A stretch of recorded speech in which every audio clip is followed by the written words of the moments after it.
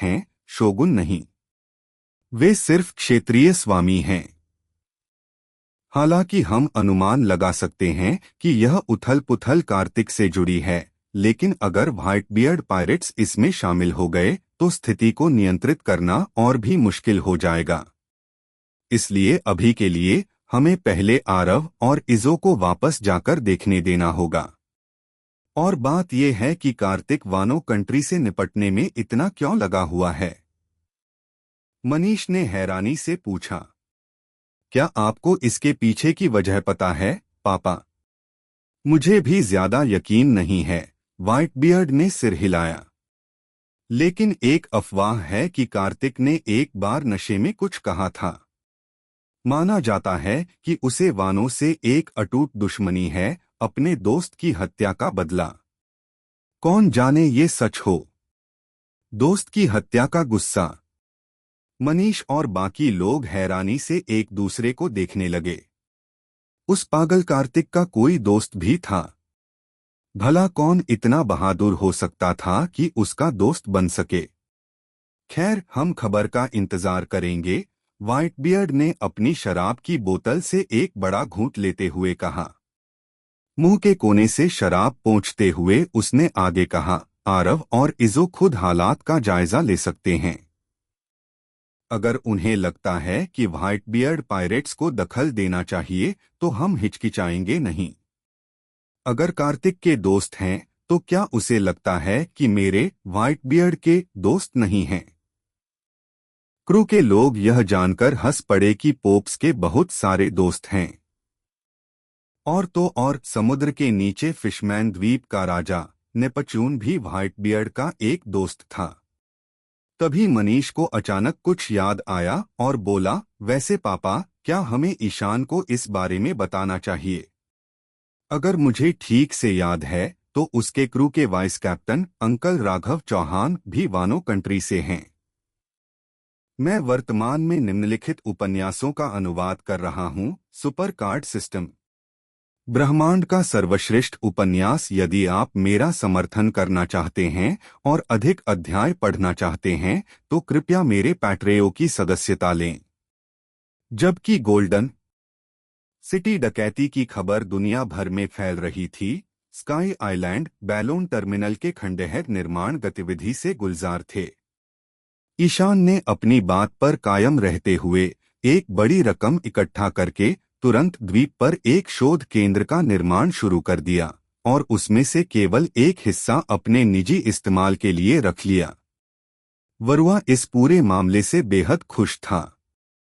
अनुसंधान केंद्र का निर्माण स्काई आइलैंड पर किया जा रहा था, लेकिन इससे चंद्र लोगों के मौजूदा खंडहरों में कोई बाधा नहीं आई। इसके बजाय उन्होंने निर्माण के लिए एक और जगह ढूंढ ली। एनेल इस व्यवस्था से काफी संतुष्ट थे, इसलिए अनुसंधान केंद्र के निर्माण के दौरान उन्होंने अपने अनुभव का उपयोग करके सभी को स्काई आइलैंड के बादलों का निर्माण के लिए उपयोग करने का तरीका बताया। हालांकि बैलून टर्मिनल एनेल के मूल एंजेल आइलैंड से अलग था, लेकिन द्वीपीय बादलों के निर्माण के सिद्धांत समान थे। वास्तव में इस स्काई आइलैंड के मूल खंडहरों का निर्माण ज्यादातर द्वीप बादलों का उपयोग करके किया गया था, इसलिए निर्माण सामग्री की कोई कमी नहीं थी। ड्रैगन हंटर पायरेट्स के नाविक स्वाभाविक रूप से निर्माण श्रमिक बन गए और ब्लूप्रिंट के अनुसार वरुआ के निर्देशन में निर्माण कार्य करने लगे। कुछ ही दिनों में अनुसंधान सुविधा की रूपरेखा तैयार होने लगी। हालांकि बुनियादी ढांचा तेजी से तैयार हो रहा था, लेकिन अनुसंधान केंद्र को सभी आवश्यक उपकरणों से सुसज्जित करना एक चुनौती थी।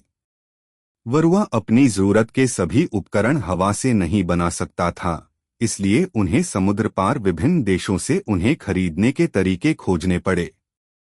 अपनी परियोजना योजनाओं की सावधानीपूर्वक समीक्षा करने के बाद वरुआ को एहसास हुआ कि उसे अभी भी कुछ विशेष उपकरणों की जरूरत है।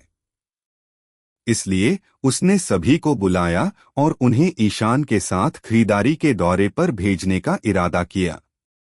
हालांकि जैसे ही ड्रैगन हंटर पायरेट्स के दल ने सुना कि उन्हें ईशान के साथ खरीदारी करने जाना है, वे सभी कांप उठे और तुरंत इनकार में अपना सिर हिला दिया। बिल्कुल नहीं, मैं जाने से साफ इनकार करता हूं। खासकर डोरोनी, जो किसी बिल्ली की तरह उछल पड़ा जिसका फर उखड़ गया हो। मैं ही था जो 2 दिन पहले कैप्टन के साथ स्टील खरीदने गया था, और इस बार मैं फिर कभी नहीं जाऊंगा।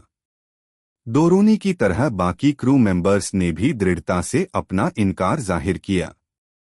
क्या मजाक है? पिछली बार जब डोरोनी कैप्टन के साथ बाहर गया था तो वह लगभग थका हुआ लौटा था। उसकी रोए तेज रफ्तार से पीछे की ओर उड़ रहे थे, और जब वह जमीन पर उतरा तो मुश्किल से खड़ा हो पा रहा था। उस नज़ारे ने बहुत से लोगों को डरा दिया था।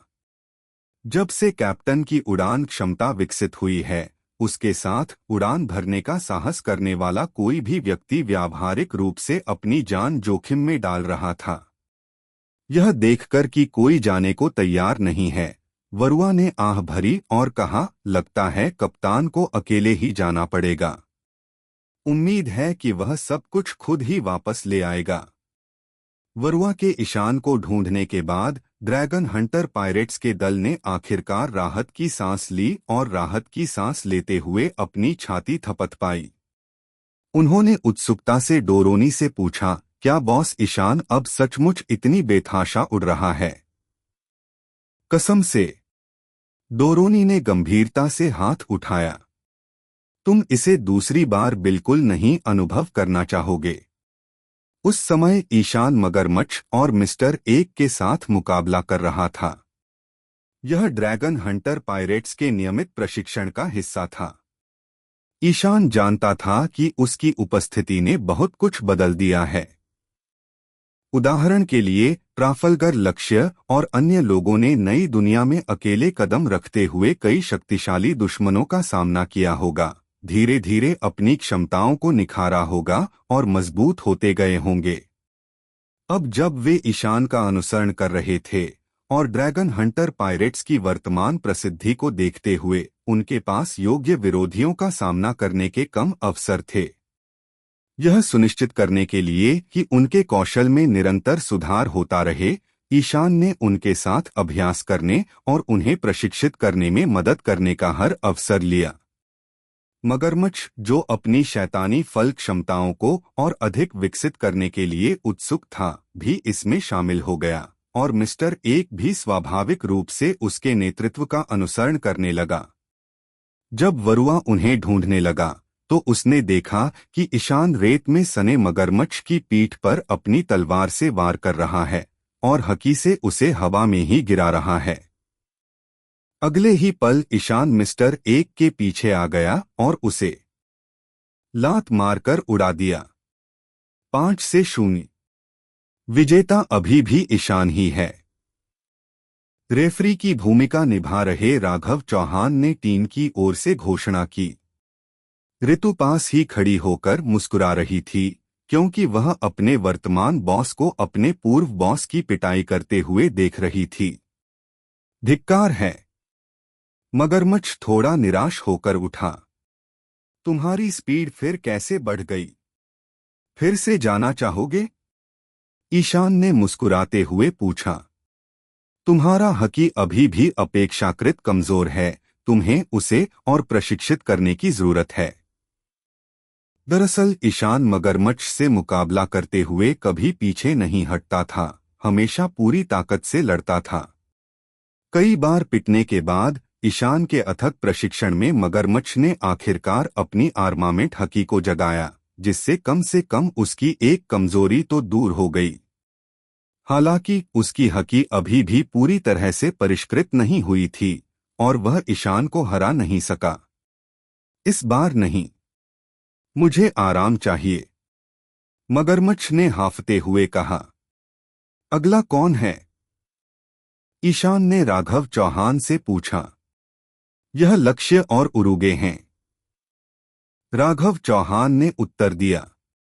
जैसे ही उसने यह बात कही, लक्ष्य और उरूज भी आगे बढ़ने के लिए उत्सुक हो गए।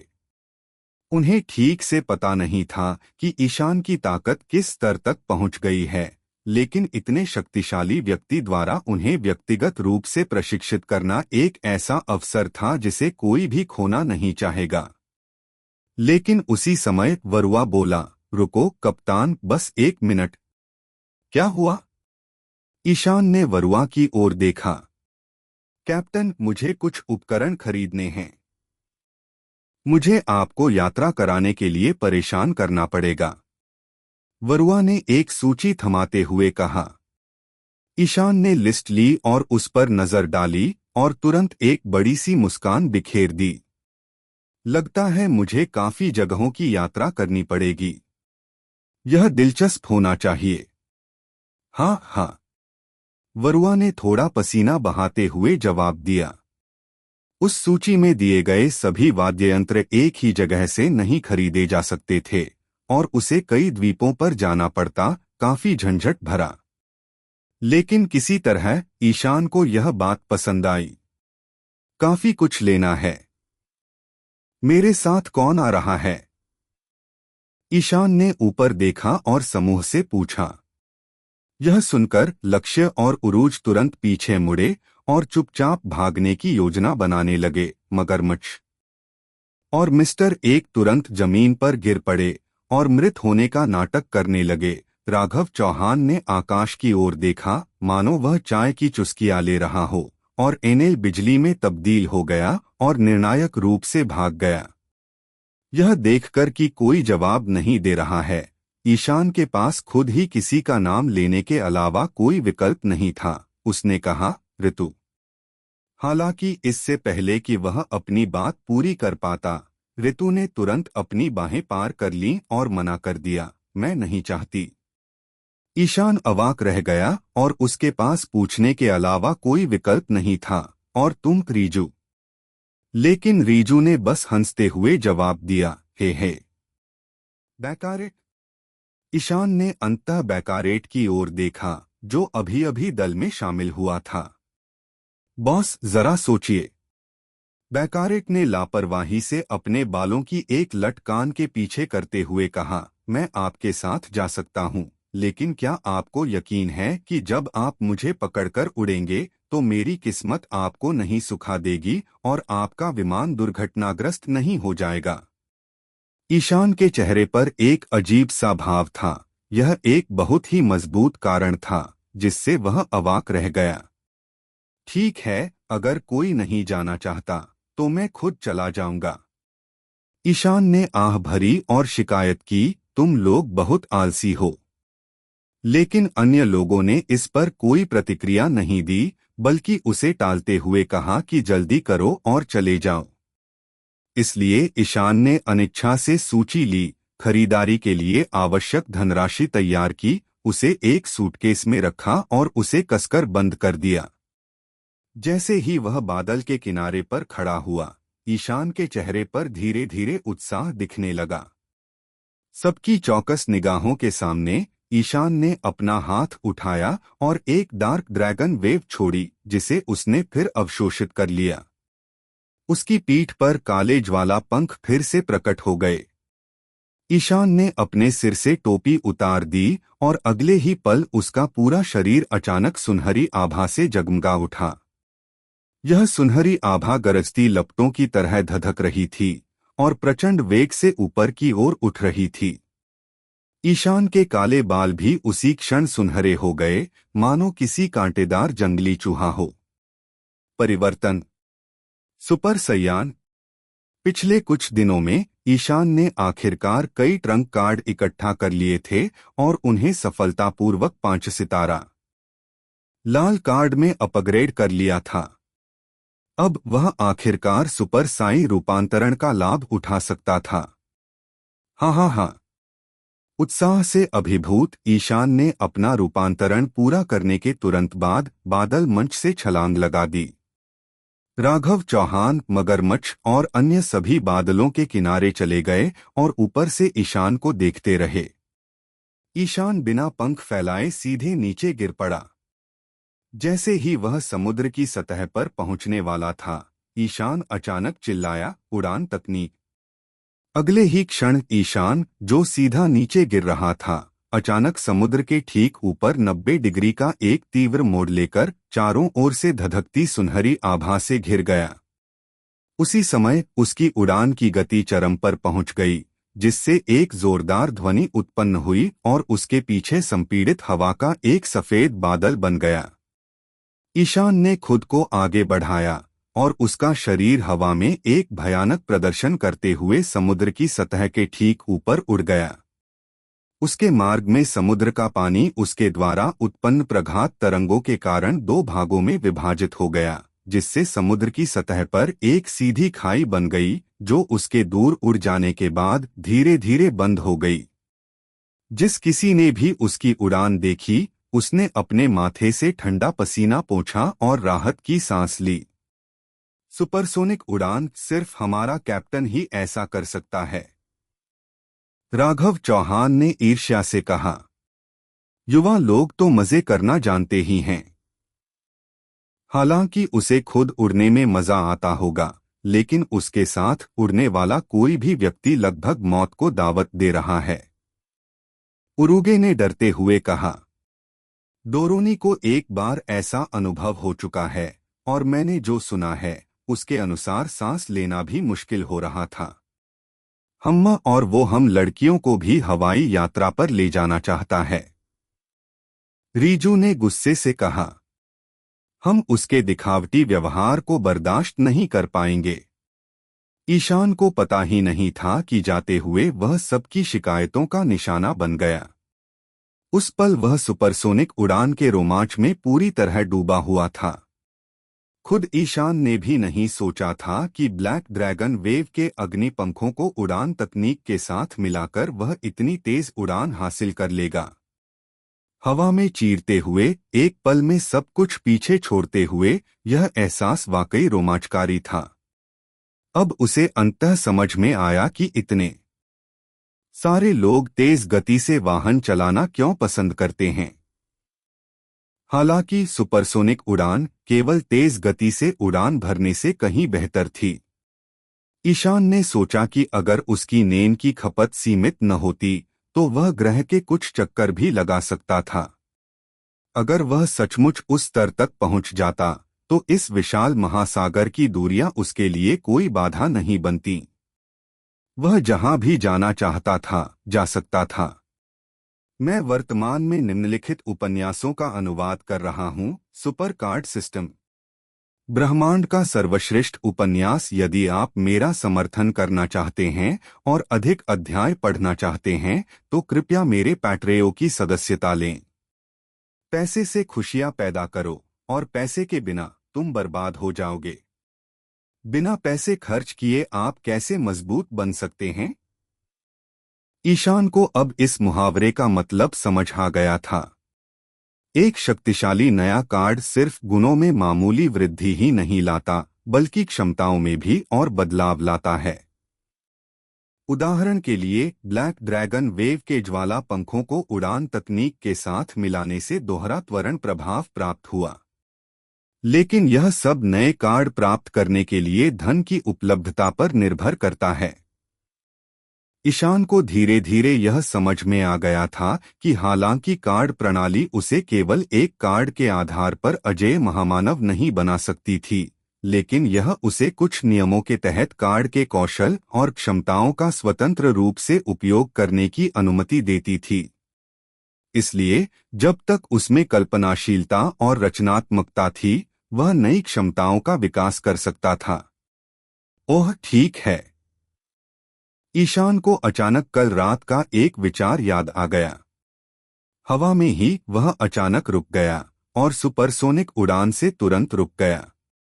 वह इस समय सुपर सयान मोड में था, जिसका उद्देश्य अधिक लंबी उड़ान के लिए अपनी विशेषताओं को बढ़ाना था। हालांकि ईशान के रुकने के बाद उसका शरीर अचानक कांप उठा और उसमें से बिजली का एक उछाल फूट पड़ा, जो चटक कर उसके शरीर के चारों ओर लिपट गया। कभी कभी बिजली की चिंगारियां भी चमकने लगीं। हाँ, बिल्कुल वैसा ही जैसा मैंने सोचा था। ईशान विजी भाव से हंसा। मिसाका की बिजली के झटके देने की क्षमता और सुपर साई अवस्था के साथ मैं सुपर साई 2 में अपग्रेड कर सकता हूँ।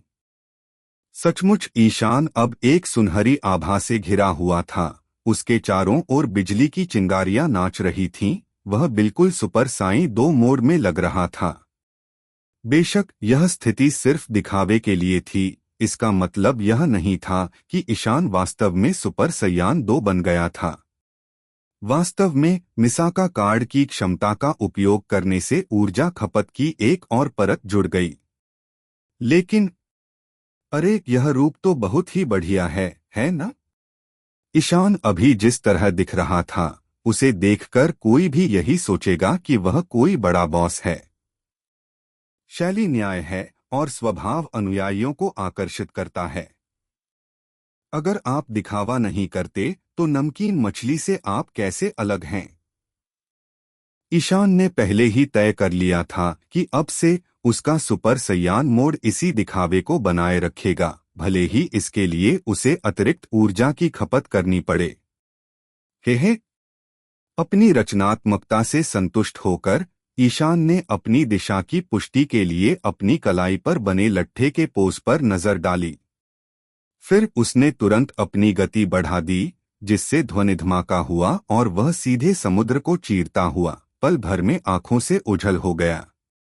अब जब उनके पास अविश्वसनीय उड़ान गति थी, तभी उन्होंने अनुसंधान केंद्र के निर्माण के लिए आवश्यक सामग्री और उपकरण जुटाने की जिम्मेदारी ली। अगर वे एक द्वीप से दूसरे द्वीप तक जाने के लिए स्काई आइलैंड की धीमी उड़ान पर निर्भर होते तो कौन जाने कितना समय बर्बाद होता। हालांकि जब ईशान रवाना हुआ तो वह यह ध्यान देने में विफल रहा कि दूर समुद्र में नौसेना के युद्धपोत पर नवनियुक्त एडमिरल व्हाइट वुल्फ एरेस्ट दूरबीन के माध्यम से उसे जाते हुए देख रहा था। तो सचमुच वही था। एरेस्ट ने दूरबीन नीचे करते हुए आह भरते हुए कहा, डरावना। यह अकल्पनीय है कि कोई मानव शरीर इतनी उड़ान भर सकता है। उसके बगल में खड़ा एक नौसेना कप्तान, जिसने भी अपनी दूरबीन से यह दृश्य देखा था, घबराहट में अपनी सांस रोक नहीं पाया और बड़ी मुश्किल से बोला, लगता है अनुमान सही था। ब्लैक ड्रैगन ईशान की डेविल फ्रूट क्षमता फिर से विकसित हो गई है। गोल्डन सिटी वाली घटना एक बहुत बड़ी चूक थी। अगर हमें यह पहले पता होता तो विश्व सरकार को टेसोरो को सूचित करके वह आरक्षित निधियां हस्तांतरित कर देनी चाहिए थीं।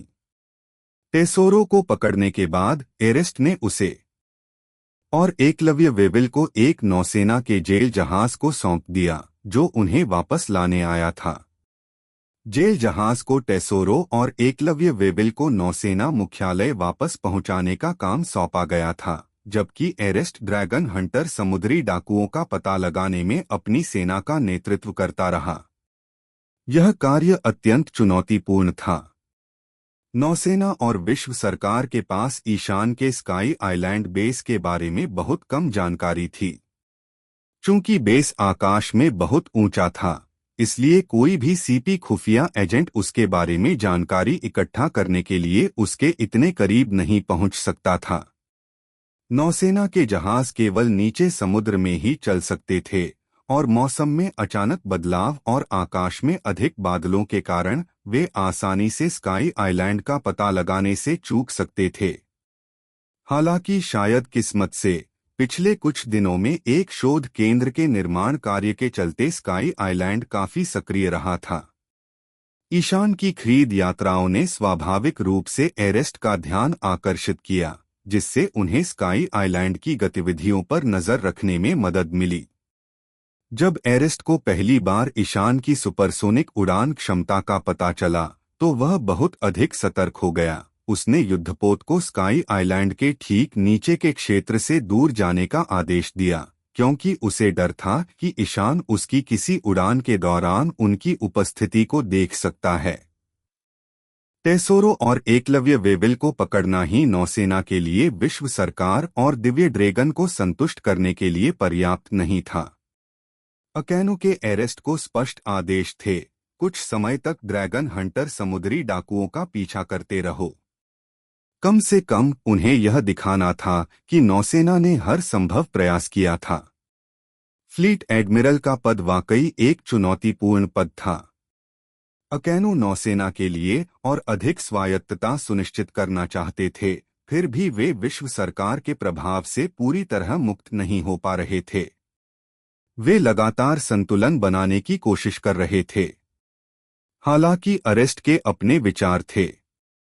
वह अकेनो के इरादों को समझता था। कुछ समय के लिए ड्रैगन हंटर पायरेट्स का पीछा करना, फिर बिना किसी गंभीर परिणाम का सामना किए पीछे हटने का बहाना ढूंढना। लेकिन अरेस्ट, जो चर्च राष्ट्र से था, एक कट्टर धर्मांध था, उन आम ननों और पादरियों से अलग जो दयापूर्वक दुनिया को बचाने की कोशिश करते थे। अरेस्ट के विश्वास कुछ हद तक विकृत थे। उसका मानना था कि पापियों का नाश करना ही मोक्ष का सर्वोत्तम उपाय है।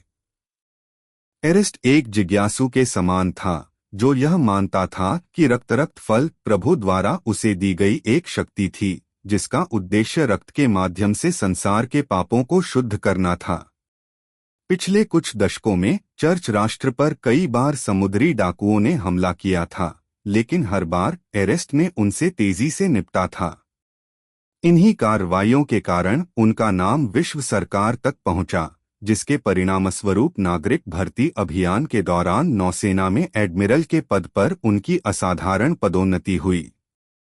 अरेस्ट ने नए उभरते हुए शक्तिशाली व्यक्तित्व ईशान पर भी नजर रखी थी, खासकर न्यू एड वॉर का सीधा प्रसारण देखने के बाद। ईशान के काले ज्वलंत पंखों से राक्षसी शक्ति निकलती देखकर अरेस्ट को तुरंत लगा कि यह प्रभु द्वारा भेजी गई परीक्षा है। क्या वह इस शक्तिशाली राक्षस को खत्म कर सकता है? यह उसके विश्वास की परीक्षा होगी। तो वो ईशान पर नजर रख रहा था, सिर्फ दिखावा नहीं कर रहा था। वो मौका ढूंढने के लिए बेताब था कि क्या वो ईशान को मार सकता है। हालांकि ईशान ने जो ताकत दिखाई थी, वह अरेस्ट की उम्मीदों से कहीं बढ़कर थी। उसे यकीन नहीं था कि वह ईशान से मुकाबला जीत पाएगा। सर एरेस्ट, उनके बगल में बैठे नौसेना कप्तान ने पूछा, अब जब वह स्काई आइलैंड बेस छोड़ चुके हैं, तो क्या हमें स्काई आइलैंड पर चढ़ने का यह मौका लेना चाहिए? हम वहां कैसे पहुंचेंगे? एरेस्ट ने जवाब में पूछा। नौसेना कप्तान भी दंग रह गया। सच में वे वहां कैसे पहुंचेंगे? इस जहाज पर ज्यादातर लोग साधारण नौसेना के सैनिक थे। हालांकि उनके जैसे एक दो अफसर थे जो मूनवॉक तकनीक का इस्तेमाल कर सकते थे, लेकिन स्काई आइलैंड की ऊंचाई को देखते हुए उनकी क्षमताएं शायद इतनी ऊंचाई तक नहीं पहुंच पाती। वहां उपस्थित लोगों में शायद केवल एरेस्ट में ही इसके लिए ताकत थी, लेकिन चूंकि वह एक नागरिक भर्ती एडमिरल था, इसलिए वह नौसेना की 6 शक्तियों की तकनीक नहीं जानता था।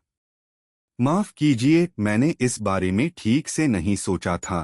नौसेना कप्तान को एहसास हुआ और उसने तुरंत सलामी देकर माफी मांगी। उनका पीछा करते रहो, एरेस्ट ने आदेश दिया। वे हमेशा स्काई आइलैंड पर नहीं रह सकते।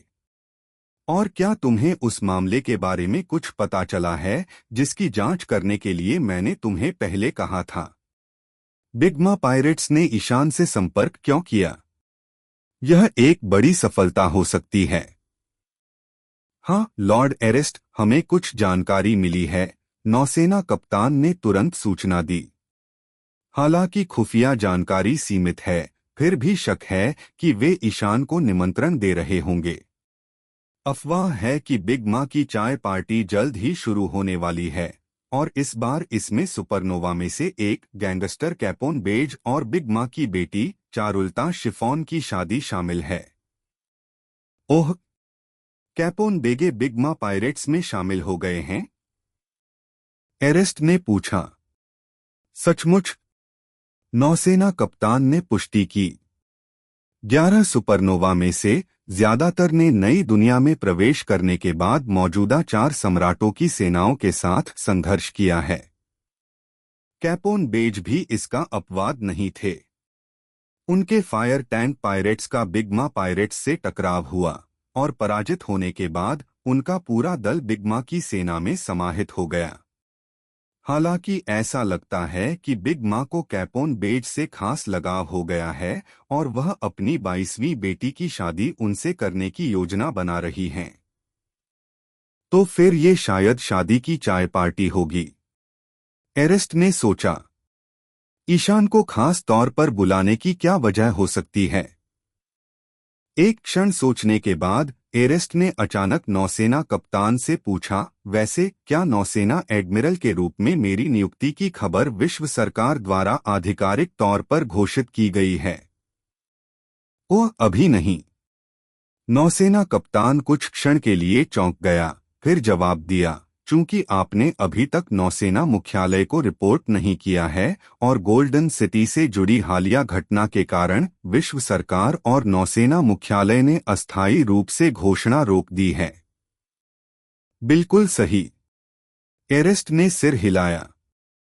नौसेना मुख्यालय से संपर्क करो और उन्हें कहो कि अभी इसकी घोषणा न करें। हम लॉर्ड एरेस्ट, आप क्या योजना बना रहे हैं?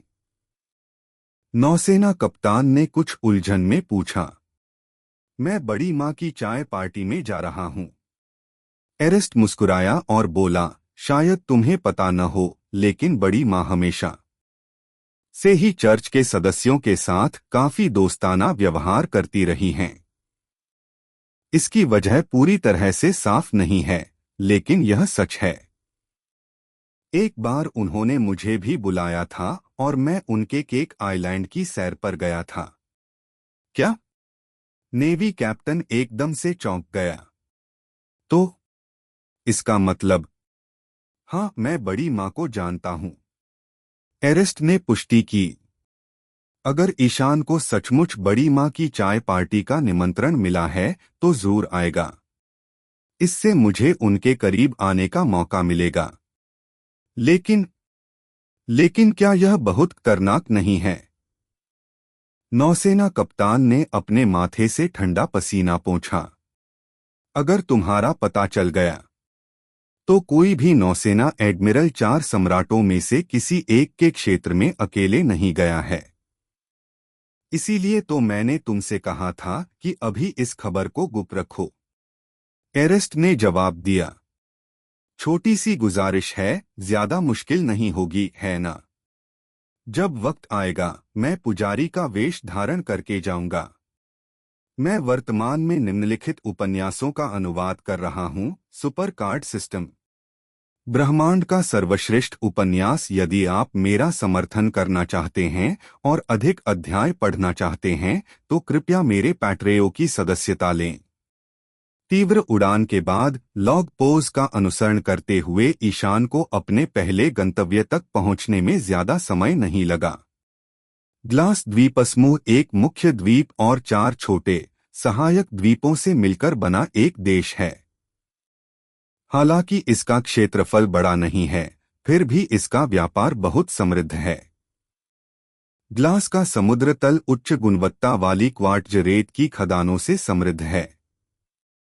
इस देश के निवासी समुद्र तल से क्वार्ट्ज निकालते हैं और उसे विभिन्न कांच उत्पादों में परिष्कृत करते हैं। पिछले 200 वर्षों में इस देश में उत्पादित कांच के बर्तन असाधारण रूप से परिष्कृत हो गए हैं और नई दुनिया में व्यापक रूप से बेचे जाते हैं।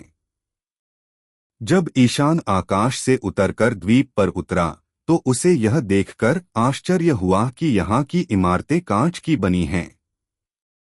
यहाँ के कुशल कारीगर तो पूरे घर को ही कांच से उड़ा सकते थे। ईशान ने ऐसा ही एक दृश्य देखा और वह दंग रह गया। वह सोचने पर मजबूर हो गया कि ये लोग वाकई कमाल के हैं। बिना किसी स्टील के ढांचे के ये लोग एकदम गोल कांच के घर बना सकते हैं। इसके अलावा ये उड़ा हुआ कांच के घर उतने नाजुक नहीं थे जितना ईशान ने सोचा था। दरअसल कुछ टेम्पर्ड कांच तो पत्थर से भी ज्यादा सख्त थे। बेशक कांच के घर पारदर्शी नहीं थे क्योंकि लोगों को अभी भी अपनी निजता की जरूरत थी। घरों में इस्तेमाल किए गए कांच सभी रंगीन थे और हर घर का रंग अलग था।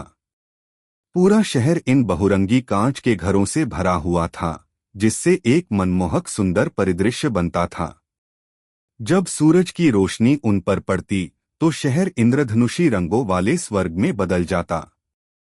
ईशान का यहाँ आने का मकसद अपनी खरीद सूची में सूचीबद्ध कांच के बर्तनों की एक बड़ी मात्रा खरीदना था। टेस्ट ट्यूब, मापने वाले सिलेंडर, आसवन फ्लास्क और अन्य प्रयोगशाला सामग्री।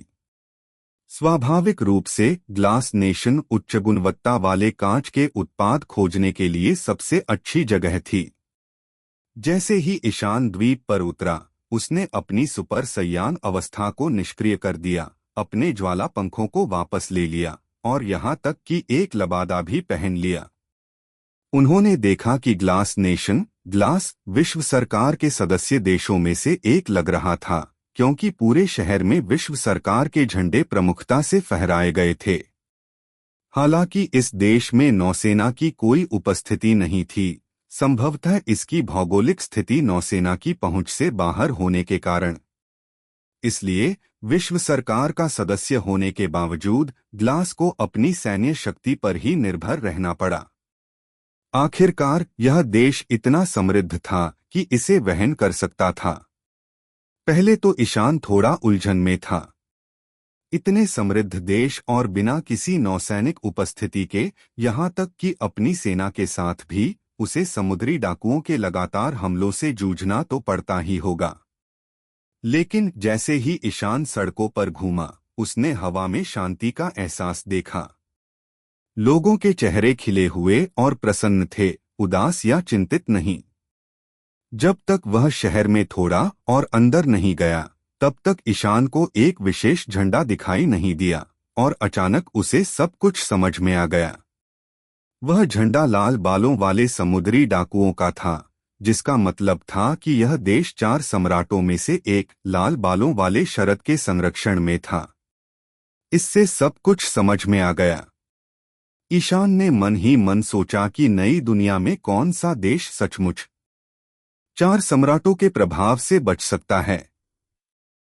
ग्लास ने एक चतुराई भरी रणनीति बनाई थी। उन्होंने सबसे बाहरी इलाकों में विश्व सरकार का झंडा फहराया, जबकि शहर के अंदर लाल बालों वाले समुद्री डाकुओं का झंडा फहराया। इस तरह वे 4 सम्राटों के संरक्षण का लाभ उठा सकते थे और साथ ही विश्व सरकार के प्रति निष्ठा का दिखावा भी कर सकते थे। हालांकि ईशान को अंदाजा हो गया था कि विश्व सरकार के सदस्य देशों में भी नौसैनिक अड्डे की अनुपस्थिति के बावजूद देश के भीतर कम्युनिस्ट पार्टी के खुफिया एजेंट छिपे हुए होंगे। चूंकि वह यहाँ सिर्फ कुछ खरीदारी करने आया था, इसलिए वह इन एजेंटों का अनावश्यक ध्यान आकर्षित नहीं करना चाहता था। इसलिए उसने शहर में घूमते हुए एक लबादा पहन लिया। इस देश में ईशान सचमुच हैरान था। यहाँ के लोग कांच का इस्तेमाल ऐसे ऐसे करते थे जो उसकी कल्पना से भी परे थे। आप जो भी सोच सकते थे, वे कांच से बना सकते थे।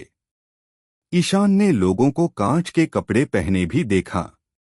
ये कपड़े एक तरह के रंगीन मुलायम कांच से बने होते थे और जैसे ही पहनने वाला हिलता डुलता, कांच का आकार बदल जाता, जो वाकई बहुत ही आकर्षक था। सिर्फ कपड़े ही नहीं थे, कांच की टोपियां, कांच की बिकिनी, कांच के जूते भी थे और वे कांच की साइकिलें भी चला रहे थे। बच्चों का एक समूह कांच के गुब्बारों की लड़ियां पकड़े खुशी से ईशान के पास से दौड़ा। इस देश के लोग कांच के उत्पादों के प्रति पूरी तरह से आसक्त थे। जब ईशान को शहर की सबसे बड़ी कांच की दुकान मिली और वह अंदर गया, तो दुकान का मालिक तुरंत उसके पास आया। ईशान ने अपनी सूची उसे सौंप दी और मालिक ने तुरंत उसे आश्वस्त किया कि कोई समस्या नहीं है, सभी सामान मानक उत्पाद हैं और उनके पास पर्याप्त स्टॉक है। हालांकि सब कुछ इकट्ठा करने में थोड़ा समय लगेगा, इसलिए उसने ईशान को थोड़ी देर रुकने के लिए कहा। प्रतीक्षा करते हुए ईशान ने दुकान में अन्य कांच उत्पादों को देखना शुरू कर दिया। एक तरह के कांच के फल ने उसका ध्यान खींचा। यह काफी दिलचस्प था क्योंकि उन्होंने अलग अलग आकार और रंगों में कांच के फल बनाए थे। ईशान ने न सिर्फ आम फल देखे, बल्कि कुछ ऐसे भी देखे जो बिल्कुल शैतानी फलों जैसे दिखते थे, जिन्हें कांच में बड़ी कुशलता से बनाया गया था। ईशान बहुत प्रभावित हुआ। उसने उन्हें एक एक करके उठाया और बारीकी से जांच की तथा उनकी उत्कृष्ट कारीगरी पर आश्चर्यचकित हुआ, जिससे उन्हें वास्तविक चीज से लगभग अप्रभेद्य बनाया गया था। उन्होंने बैंगनी लाल रंग के कांच से बने कांच के अंगूरों का एक गुच्छा देखा।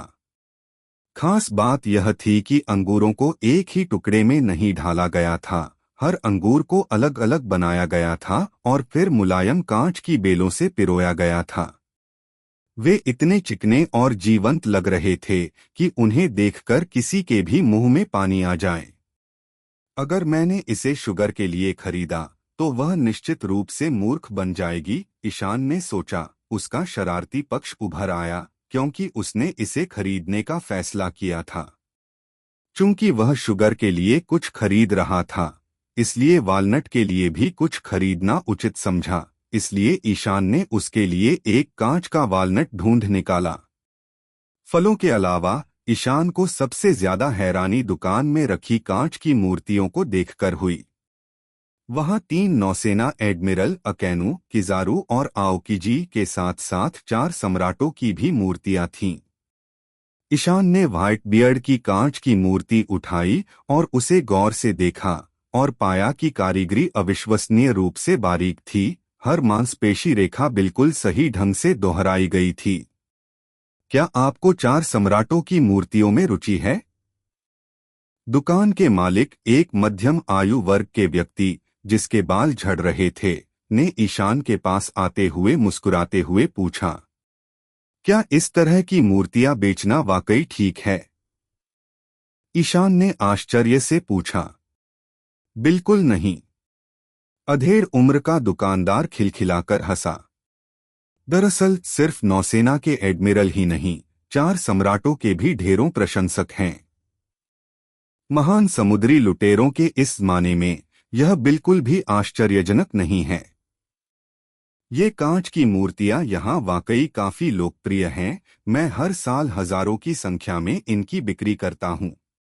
अरे, मैंने कुछ नया सीखा है। ईशान प्रभावित हुए बिना नहीं रह सका। लेकिन अगर आपकी रुचि हो तो मेरे पास सुझाने के लिए कुछ और है। दुकानदार ने प्रदर्शन से एक और मूर्ति निकाली और कहा, यह एक नई रिलीज है।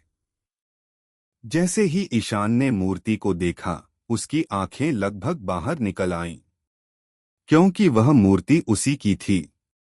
दुकानदार ने गर्व से बताया, यह देखा, यह पूर्व सरदार ब्लैक ड्रैगन ईशान की मूर्ति है।